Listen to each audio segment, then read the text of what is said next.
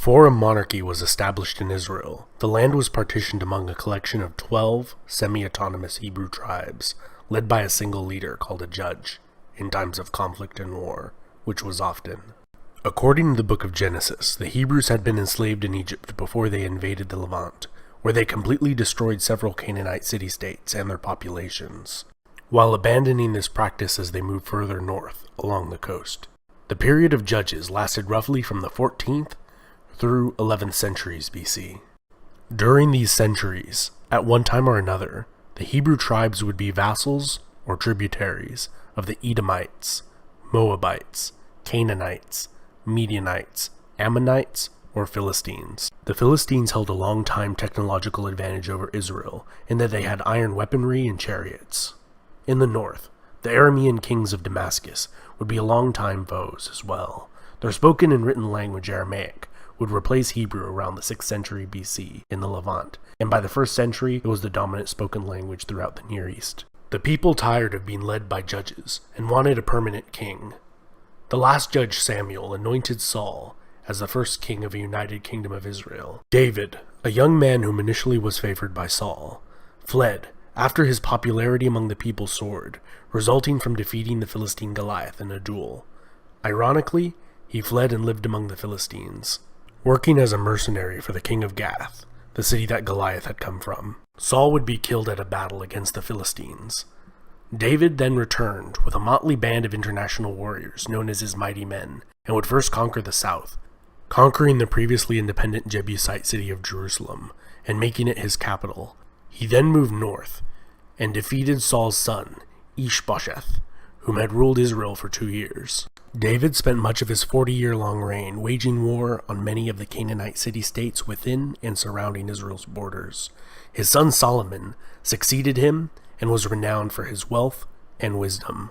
Following Solomon's death, the 10 northern tribes rebelled, establishing the city of Samaria as their capital city, while Judah in the south remained loyal to Solomon's son Rehoboam. Jeroboam, king of Israel, had fled to Egypt during the reign of Solomon, receiving protection of the pharaoh, Shoshenq. The 10 northern tribes had become discontent with Solomon's extravagance and welcomed Jeroboam as a liberator. Israel and Judah would have hostile relations with each other from the beginning. Shoshenq saw opportunity and invaded Judah in the 5th year of Rehoboam's reign. With more than 60,000 men, he subdued Judah, making it a vassal state. Egyptian influence was ended over Judah when an Egyptian-backed Ethiopian army was defeated by King Asa of Judah. The tumultuous relationship between the divided kingdoms would continue to unfold in a chaotic and blood-splattered tale, until the Assyrian conquest of Israel ended that kingdom. Hosea, Israel's last king, stopped paying tribute to the Assyrian Empire when he misguidedly believed that Egypt would back him up in a conflict. This was not the case, and after a 3-year siege, Assyria conquered Samaria, and after the kingless vassal rebelled again, the Assyrians brutally crushed it, and the survivors of the 10 tribes were deported to distant areas of the Assyrian Empire. Their fate is unknown. The last king of Judah, Zedekiah, was installed by the Babylonians as a puppet. However, he did not play along and rebelled against the Babylonians, at which point Nebuchadnezzar II laid siege and conquered Jerusalem, disestablishing the state of Judah and taking many captives back to Babylon. Under the Persian Empire, Babylonian captives were allowed to return and enjoyed some level of autonomy as a vassal. However, it was not until the 2nd century BC, following the Maccabean revolt against the Seleucid Empire, that the Hasmonean dynasty established another Jewish state in the Levant. In 69 BC, Pompey Magnus sacked Jerusalem and installed a puppet ruler loyal to him. In 37 BC, Judea would become an official client state of the Roman Empire. The Idumean, Herod the Great, was appointed king of the Jews by the Roman Senate. He attempted to curry favor with his subjects by reconstructing the temple in Jerusalem on a grand scale. However, this was funded through heavy taxation, and he was still viewed as an unpopular foreigner and acolyte of the Romans. After his death, the kingdom was partitioned between his 3 sons and sister.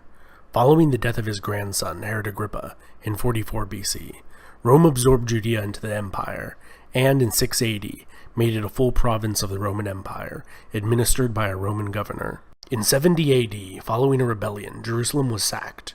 The Romans destroyed the temple and either killed, exiled, or enslaved all of the Hebrew leaders, elites, and nobles. In 132 AD, the remaining Jews under Bar Kokhba rebelled against Hadrian and were defeated.